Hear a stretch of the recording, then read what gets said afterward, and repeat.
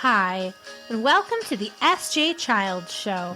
I'm your host, S.J. Childs.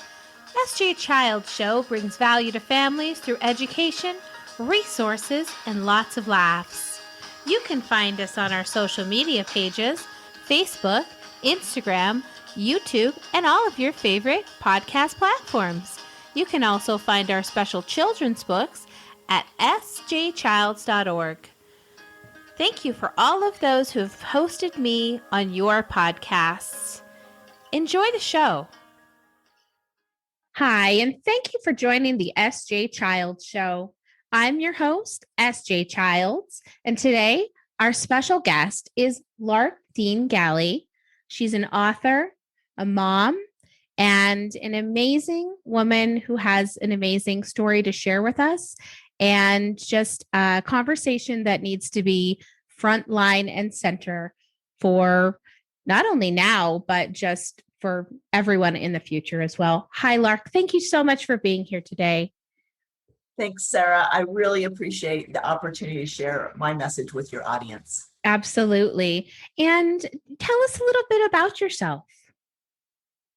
So I was born in Utah, but I moved all around the United States. I went to a different school every year of my life. My father was very adventurous, and even though he was well educated, he just had a hard time holding still. And it wasn't until he was in his 50s that we found out that he was bipolar. So he's pretty much his whole life, the ups and downs that come with that.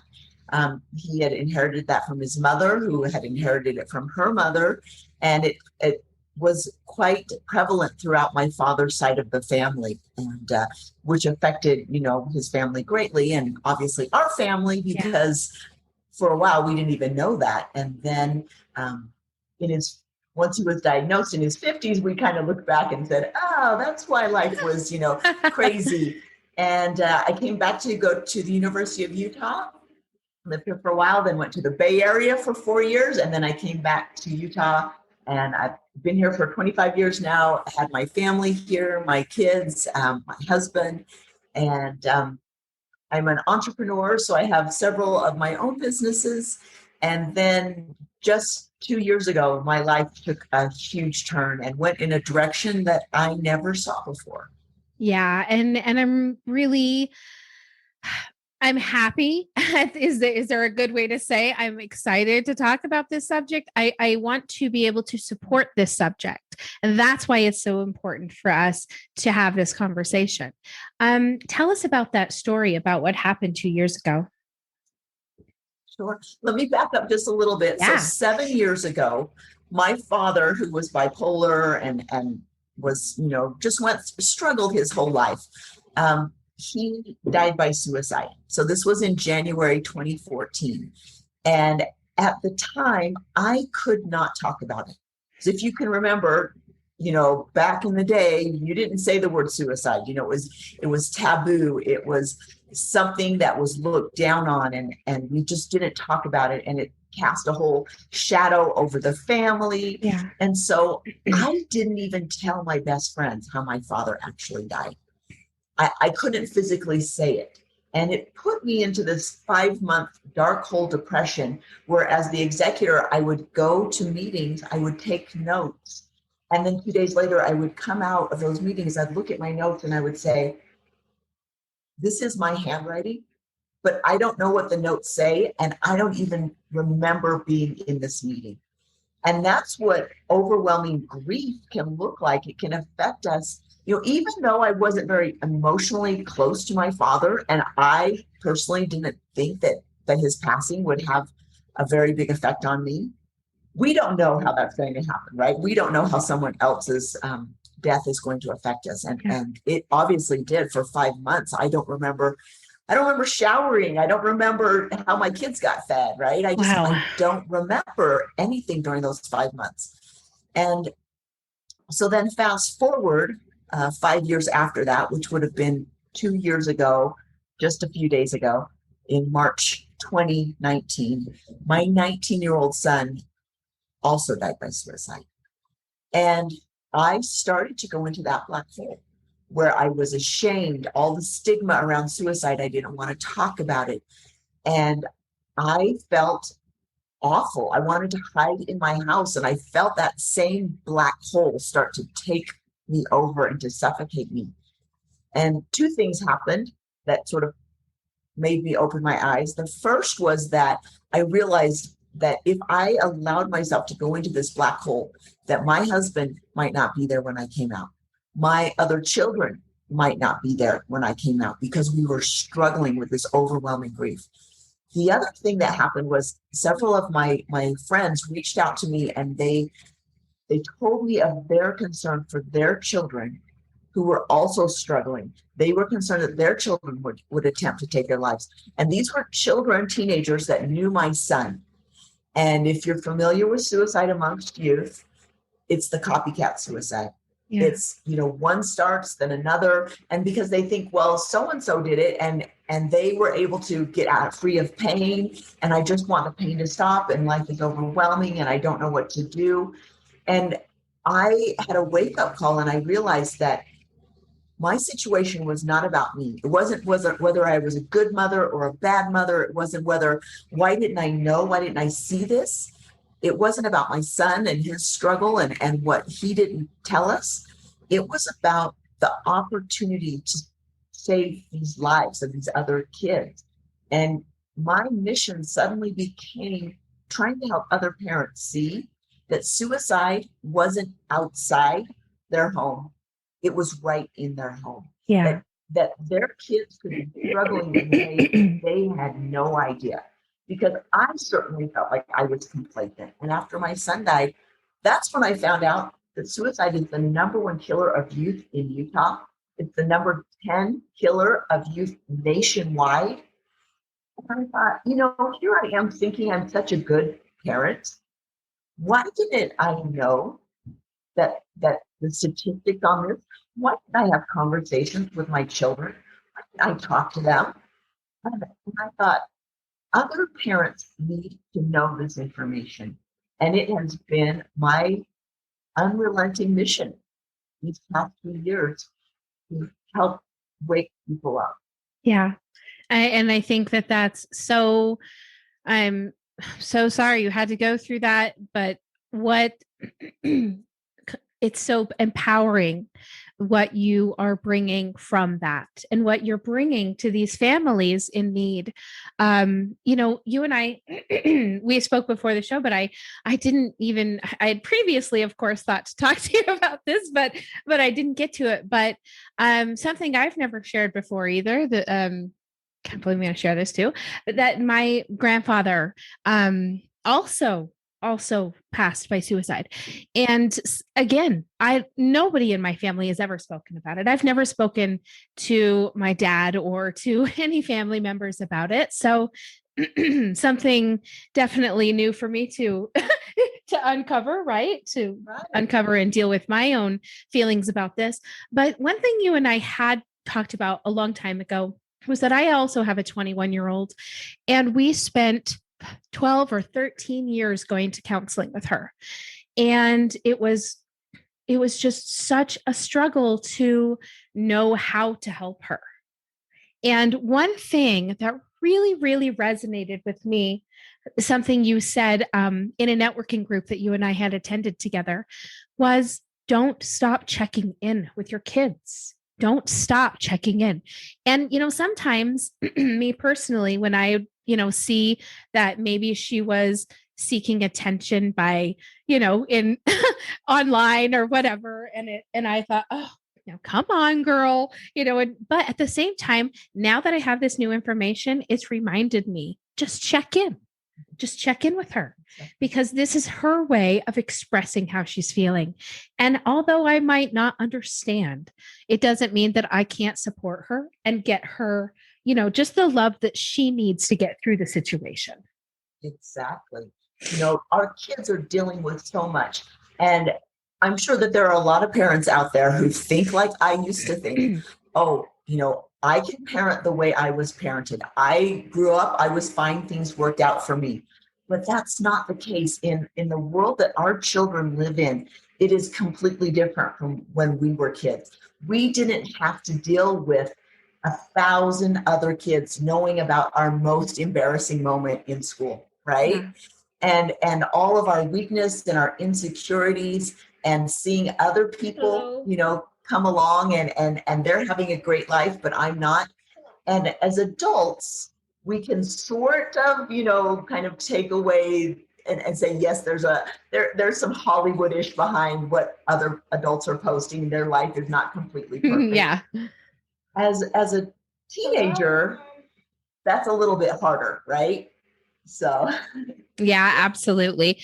We're getting a little visit by my son DJ. DJ has autism, and DJ likes to just pop in and visit once in a while, and so it's hard sometimes when we stop him from doing it. Then it causes a little bit more issues. So we're trying out allowing him to just come in and trying to give him that space to join us, because hi DJ. Excited. DJ, can you say hi? Hi. Hi, Lark. How old are you? Hi. Tell her how old you are. Hi. What's your name? Her name is Lark. Hi, Lark. Hi, DJ. Thank you. You want to go back with Dad? Okay. Thanks for visiting. Thanks so much, Lark. Yeah, we realized last week when it was just somebody had mentioned, we said, oh, it's so hard. We're like always wrestling with him outside the door. And they said, hey, why don't you just show it? Mm-hmm. It's part of autism life, right? And we kind of realized and thought, yeah, absolutely. Right. This is a good experience for those watching that don't understand or don't know what it's like to have a child with autism. So well, I think that's kind of like showing your truth and showing what really is happening and not trying to hide stuff. And I look back on my father's suicide, and I'm sure you can relate this with your grandfather's suicide, that if I don't talk about it, it will go away, or nobody needs to know. Yeah. It wasn't until I started talking about my son's suicide, and then I could talk about my father's suicide, that I was able to start healing from both of those. And it took me, over 5 years to realize that my not talking about my father's suicide stopped me from healing. Yeah. And I have come to realize that the most freeing thing we can do is to talk about what is really happening. I agree. And when we do that, then we don't have to pretend. We don't have to put on any happy face when life is really hard. And we can say, my son needs to come in here sometimes, and that's the best thing for him. And so here he is, right? And then we don't have to pretend, and it feels freeing. And I just want parents to understand that is, if you're struggling in your relationship with your child, guess what? You're not the only parent that struggles. With my son and I, he was the hardest child for me. We struggled every day of our life together. And I just want to tell people, it wasn't all these rainbows and wonderful. And you mentioned my book. I wrote a book, and I'm very open about that. I don't try to say, oh, life was beautiful and now suddenly it's not. I say, there were a lot of things as a parent I wish I had done differently. I wish I had allowed my children greater expression and the opportunity to be who they really were, versus trying to force them to fit who I felt they should be. No, I agree with that 100%. I've been talking about that a lot because I've found the error in my ways, and having a 21-year-old, I already raised an entire adult, and now I have a 9 and an 11-year-old. And I see the not letting her dye her hair, or not, allowing her to have ear piercings or whatever. Those are silly things to be caught up on and to stop your child's creativity from, because it really stifled her self-esteem, it stifled her confidence in herself. And of course, her and I have, patched up our relationship, and I've taken all my please forgive me's and thank you for being so understanding about your life now. And, just let her know that through those experiences, I'm now going to allow my 9-year-old to color her hair. We even got her some leave-in hair color. She loves to just put it in and then take a bath and let the water turn colors. You know what? It's not hurting anything. Yeah. I think, so many people from I want to say my generation, we believe that if we condone our children's behavior or they're doing something that's outside societal norms or something that we don't agree with, that suddenly we have to accept and take responsibility for their actions. And that's not the case, right? No. And I look back, my husband was a retired military colonel, so you can only imagine two A-type personality parents, and the house is going to be run a certain way, and we're going to do certain things, and you better not, do anything that's going to hurt the integrity of the galley name, right? Yeah. And I look back on that, and I think, what if my child, as a teenager, had come and said, "Mom, I'm pregnant," or "Mom, I'm gay." Now I see that I would behave totally different from what I would have done before. Yeah. Before I might have been very, severe and said, well, now you have to do this, right? Now instead of being a dictator as a parent, I want to be an advocate. I want to be their guide and say, okay, if that's the case, now how do you see your life, or what do you plan to do? And not that they can run away from consequences of their actions, but allow them to kind of take on those consequences, but do it from a position of they have someone to help and guide them because they're young. Yeah. I look back on my teenage life and I'm like, I made so many mistakes, right? Yeah. and our kids are going to make mistakes, and let's not condemn them for learning. Yeah, 100%. I completely agree with that. What a learning experience being a parent has been. And, she was my stepdaughter. And so I feel like there was a lot of pressure to raise her perfectly because she wasn't mine. And I didn't want to mess up in a sense. I wanted to be the best, but in that, you lose sense of who they are really supposed to be. I heard this wonderful quote that it says, if you live every day trying to be who you're supposed to be, you'll never end up being who you really are. Yes. And that's so, so true that all of these, external pretenses of who you have to be in society, those don't fit our norms in our home. And you said something earlier about just moving, being in a very adventurous family growing up. And I laugh and tell people all the time, I feel like a gypsy that owns a home. Like we have like this no rules with lots of boundaries. Does that make sense even? But it does for us, we don't have rules for this is what time you eat. This is what time you have to do your schoolwork. This is what time you have to go to bed. We have removed the limits that we put on those types of society rules. And we've embraced the flexibility in the boundaries that we've given our kids to make their own choices and become more independent. Even though they're little, they still, okay, well, I'm hungry now, so I'm going to eat something. Well, that provides a great sense of not overeating, not emotionally eating, all of these things, because it's just, she's following her own body's biology, right? And not society's idea that 12 o'clock means she has to stick a sandwich in her mouth. Right. So, right. And no. I think it's different for everybody, but. Right. Well, I was going to say, and that's beautiful because isn't it wonderful that you can teach your children to take responsibility for themselves and for the things that they need to do while they're still in your home? Because I think so many times children leave home at 18 or 21 and the wheels are off the bus, right? I mean, they sleep all day, they're up all night, and they don't know how to take on the responsibility that now we can do whatever we want. Well, yeah, you can do whatever you want, but there are consequences, right? That's right. And I think it's beautiful to try to help our kids, manage that, especially within the context of a home life. Yeah, absolutely.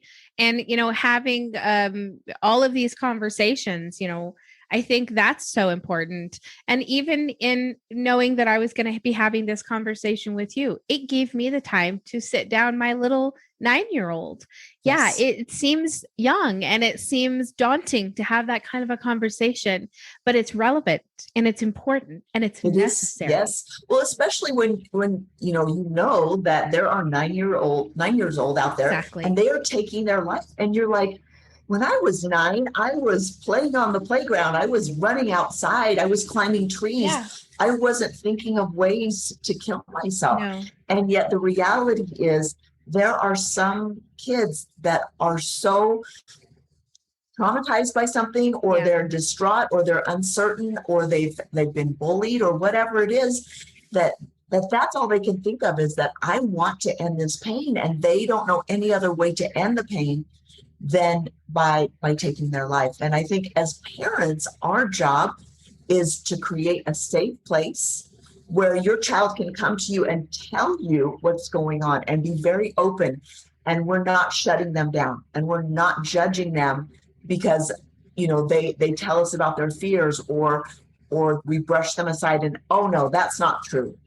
Yeah. We need to be very open and listen so that we don't have regrets later. Like, Yeah. I have regrets that I didn't ask my son, how are you doing? How are you feeling? How are things going? I just assumed that because he had friends and he had hobbies and activities, and he was a freshman at the University of Utah, I just assumed life was good and that he was happy.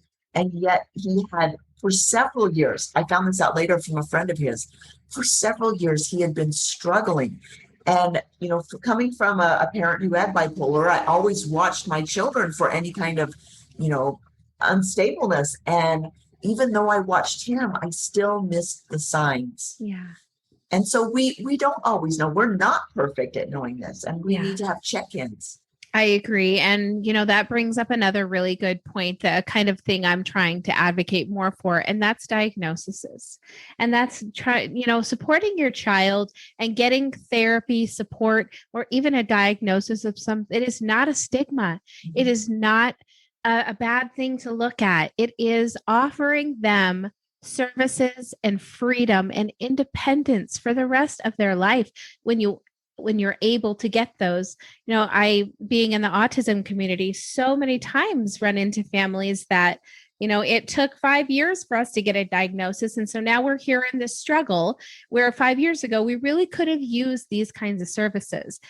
I tell parents all the time, if you have a feeling in your gut, you don't listen to the doctor that said no first. You go to somebody else. You go to 12 people. You find the answers that you feel are right for you.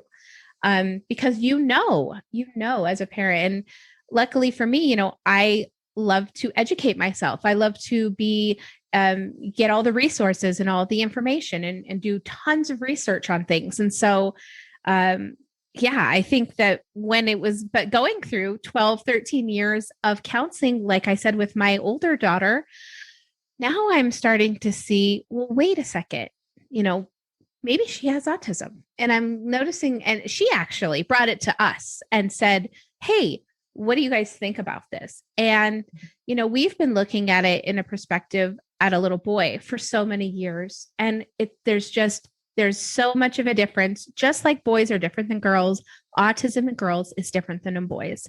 And it's so overlooked and it's so missed. And maybe back then we could have gotten her some more help, right? Mm-hmm. And now, just like you, I regret that I didn't have all this knowledge now, but I won't let my other kids fall behind because of it now. And that's beautiful. I think of my youngest daughter, who's 20. And when she was 20, she went and had a diagnosis, and we found out that she was slightly dyslexic. And she got good grades in school. She got A's, but she had to fight for those A's and struggle for those A's, right? And I never thought maybe there was some disconnect there. I could tell sometimes that she would get distracted very easily, but I never thought to maybe go get some resources or testing. And so now, being in college, she's able to have just a few tweaks in the way things happen. Like, for example, if there's going to be a test and it's online, she gets 5 minutes ahead of time to just read through the questions online. Wonderful. First. those 5 minutes make a total difference in her life because she's able to focus versus, being Scattered. unable to read a lot of stuff and being scattered. And so that's beautiful that you're recognizing, hey, if maybe you think something's off, and it can be a little thing, just like she's struggling a little bit more than her siblings. Even though she's doing well in school, she's still struggling a little bit. Go in Exactly. and question and find out maybe there's a reason behind it. And with the tips that the doctor gave her, she was able to, focus and do better in her studies. And it's made all the difference in the world. Agreed. Yeah. I also, my daughter is also dyslexic, and I could see the signs of it when she was in kindergarten. And in first and second grade, I had, asked her teachers, can you please test her? Can you please get this fixed? Oh no, she's so bright. She's so friendly. She's so emotionally intelligent. I mean, she's like 5 going on 30. The girl likes to sew, come on.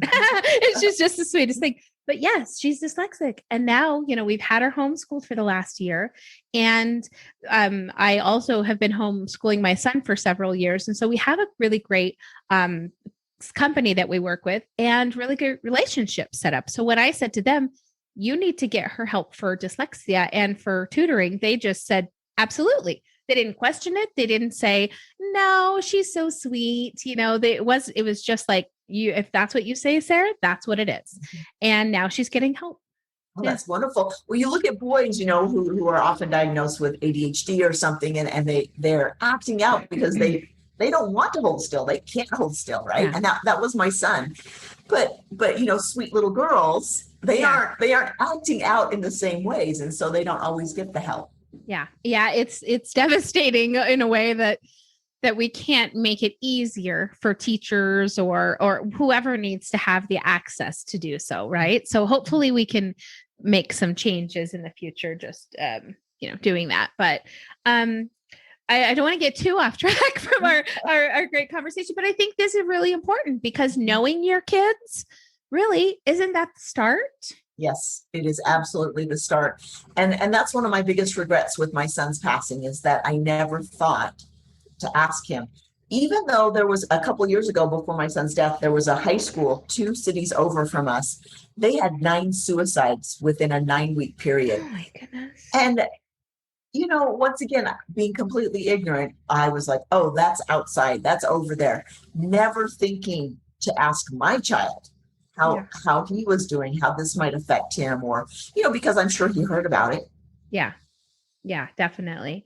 Well, and I think that just simple ways of checking in, we've been starting to implement just like, just for the time being in the last few months, just card tournaments, right? We just sit down, we play Uno, we play all week long. Whoever wins at the end of the week gets a prize.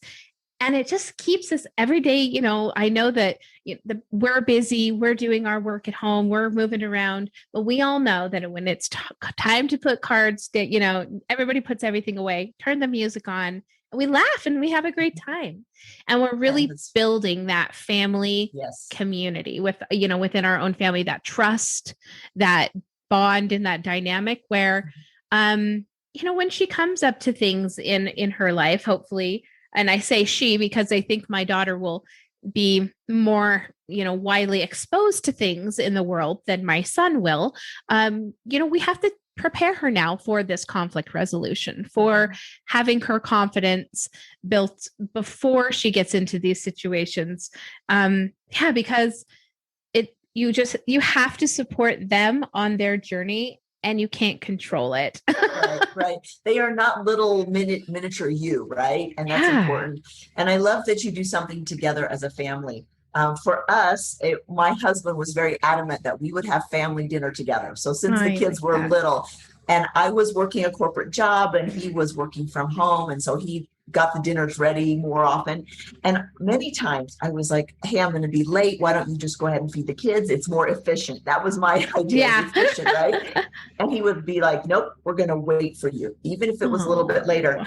And I really feel like doing something as best we could, even when the kids were teenagers, they were expected, if they could be home for dinner, they were expected to be here. Yeah. And having some kind of touch point throughout the day as a family, that creates a bond that you can't get by hey, we'll go on a week vacation in the summer, and that will make up for all these lost time, right? No, that is for sure. I really have appreciated, even in this last year, being able to be my daughter's teacher. Like the time that it gives us to spend together one-on-one.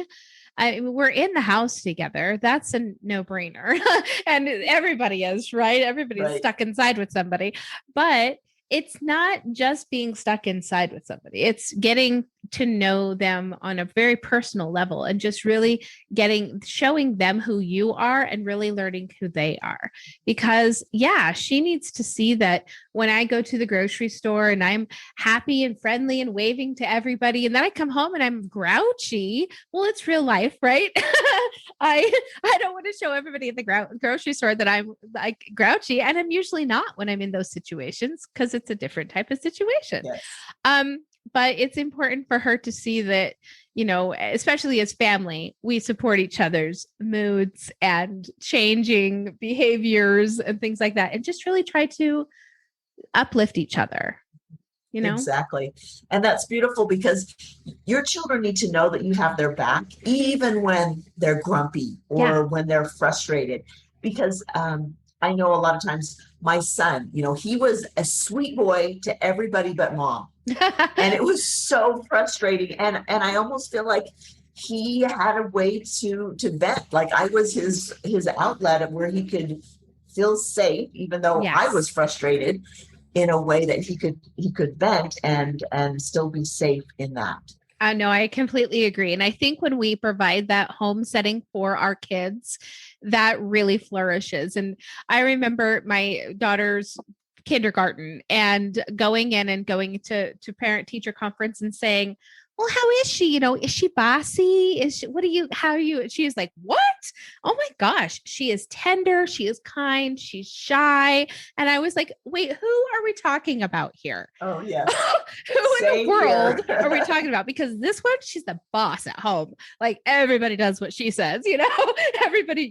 Yes, I'll do it, Anna. And so it's so funny to see this. But that's what it is. She feels so safe at home to be able to be herself but she doesn't, when she's out in public, strangers don't make her feel as safe. I'm thankful for that.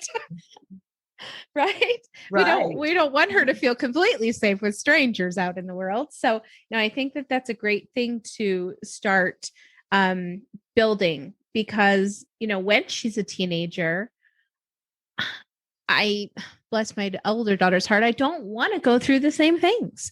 I don't want to struggle in the same way, and I don't want to see her struggle the same way either.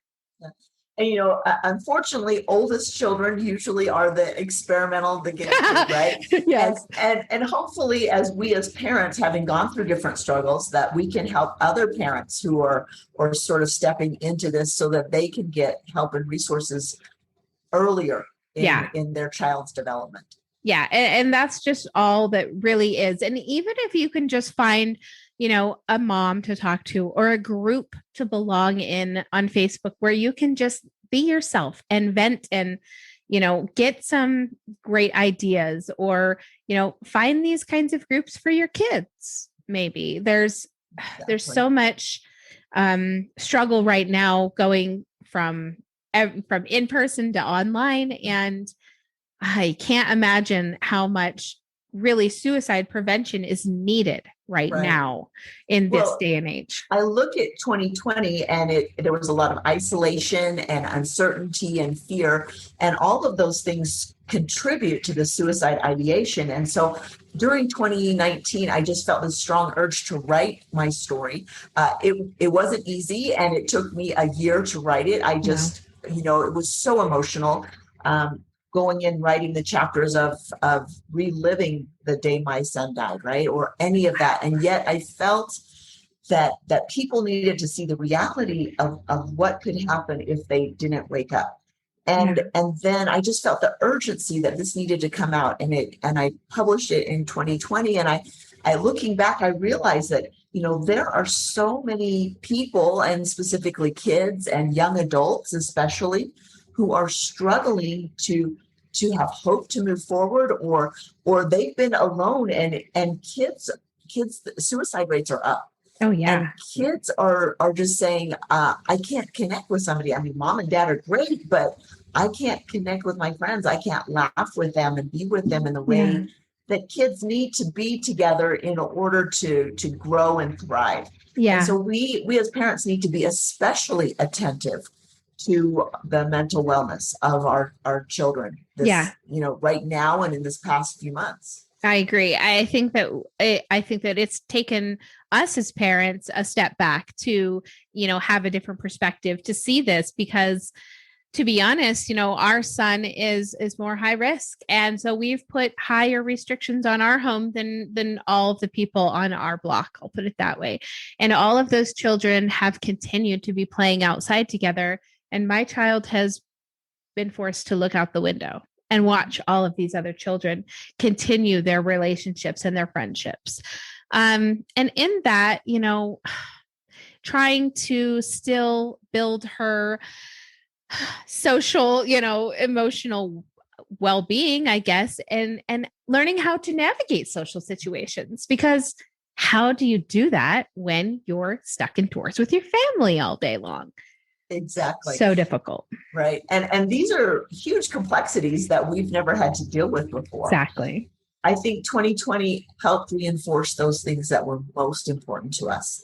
And as we move forward and maybe come out of the pandemic and we go back to, what normal life is, I want to say, I just would hope that parents can reevaluate and say, my child doesn't need to be in 4 different activities all at once.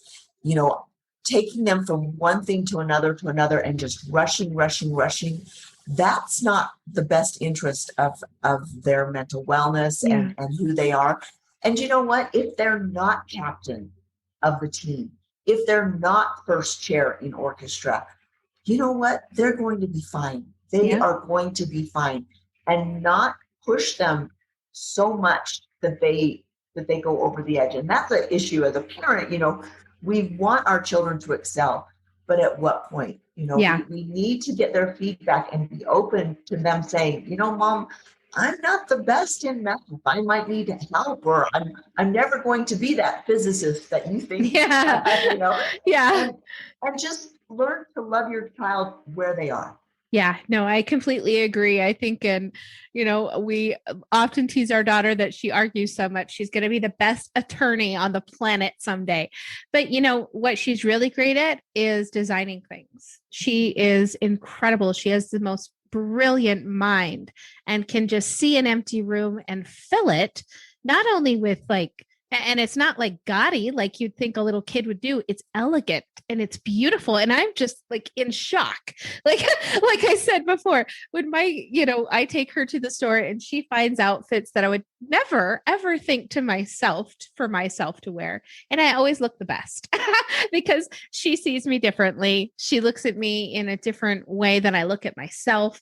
And I think that's really special thing to have with them. But right. And if you can cultivate, these things that she's able to do well, that helps give her a sense of importance and I can do things. And that's a beautiful thing to cultivate.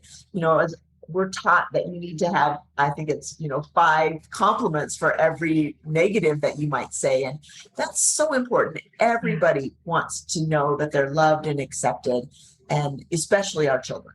Yeah, absolutely. And it's so important for them to know. It's so important for them to know that, things that you come up against, like I said, hair color, piercings, comic books, whether or not you like them or not, all of those things that, you might not be your interest. If you don't allow your child to express and even try out, it only leads to regression and to contentment, just kind of this holding things, resentments, right? Which just fester into an unhappy, unhealthy person and relationship. So I agree. One thing that we've tried to install in our children is, me growing up, it was always love one another, da da da da da. Well, I told my daughter the first thing, if anybody says, who do you love the most? You. It's you always come first. You always, and this isn't to be selfish. It's to be selfless with yourself, right? You have to have that inner love to be able to even give love forward. So yeah. Perfect. Yes. Because, if we're always looking outside to someone else filling us with love, it will always be empty, right? Yes. And that's great to tell your child that, and to give them the sense that they're worthwhile just because they exist. Yeah. And like you said, the poor, oldest child, she was the guinea pig. Now we can perfect that. No, just kidding. Perfect the youngest child. No, they're all perfect and they're all individual. They're all unique. They all have their own special ways of being them. So embrace that. It was such an honor, a pleasure to have you here with me today. Where can people find your book and the name of the book? So you can look on my website, which is larkdeangalley.com, or on Amazon. It's also there. It's called Learning to Breathe Again, Choosing to Heal After Losing a Loved One to Suicide. And the audience that I wrote to was, number one, parents who are struggling in their relationships with their children, so that you can see that, it's not all rainbows out there. We all struggle. And what are the regrets that I have, and what do I wish I could have done differently? And then also those who are grieving, who maybe have lost someone, and not necessarily to suicide, but they've lost someone, and how do you move forward? Because that's so critical. We all grieve differently, and it depends on our relationship with the one who has passed. And it's just something that we need to allow. My husband is in a different stage of his grief. Each of my children are in a different stage.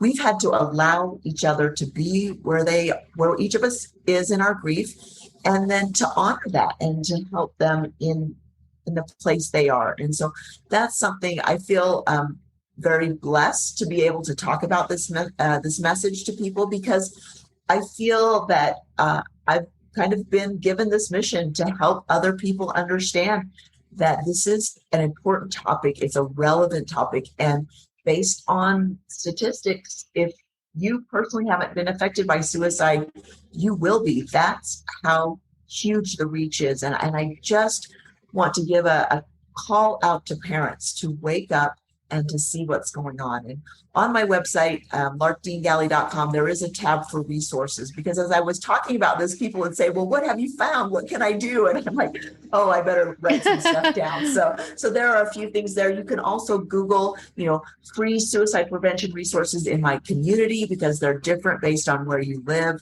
You can start there as well. But there are some wonderful resources. I think it's becoming a bigger issue, a more accepted topic of discussion, which is so important. And I just hope that you as parents are willing to talk about it before it becomes an issue in your home.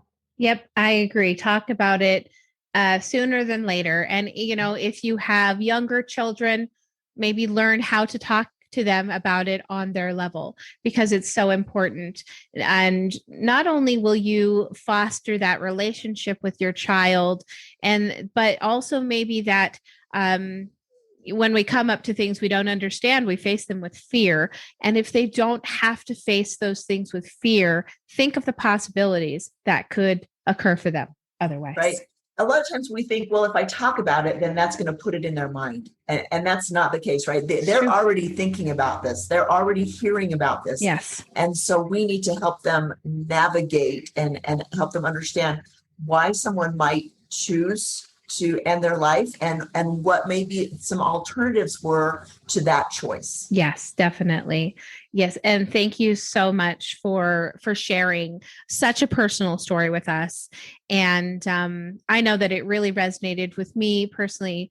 And like I had told you before, the first time I met you, the only thing I could tell is that you are full of love and light. And thank you so much. I just honor you Sarah. for being here. Thank you. Sarah. And we will definitely be staying in touch and catching up with you on any further projects you might have in the future. Thank you. Thank you.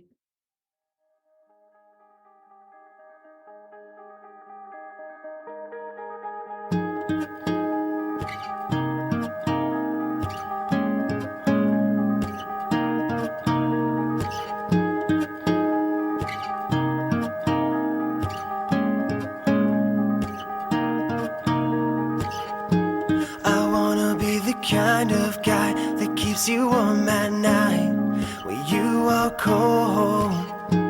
I'll grab some blankets from my bed, wrap them around your chest, and I'll pull you close. We'll flip some channels to find out there's nothing on right now to ease your mind.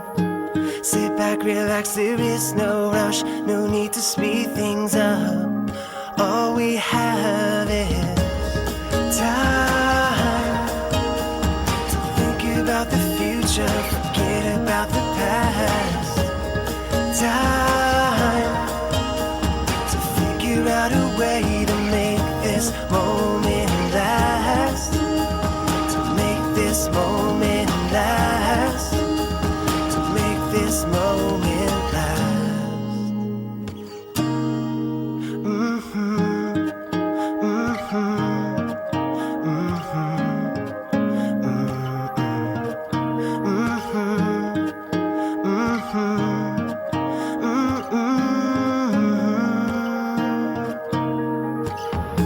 So let's make this the kind of love that we've been dreaming of when we sleep at night. We'll get a little house to live in, have a couple kids, and we'll sleep tight. Cause baby, all we really need are just a couple things to stay alive, and everything else in between, just trust my heart, you'll see. We're slowly coming. Time to think about the future, forget about the past. Time to figure out a way to make this moment last, to make this moment last, to make this moment last.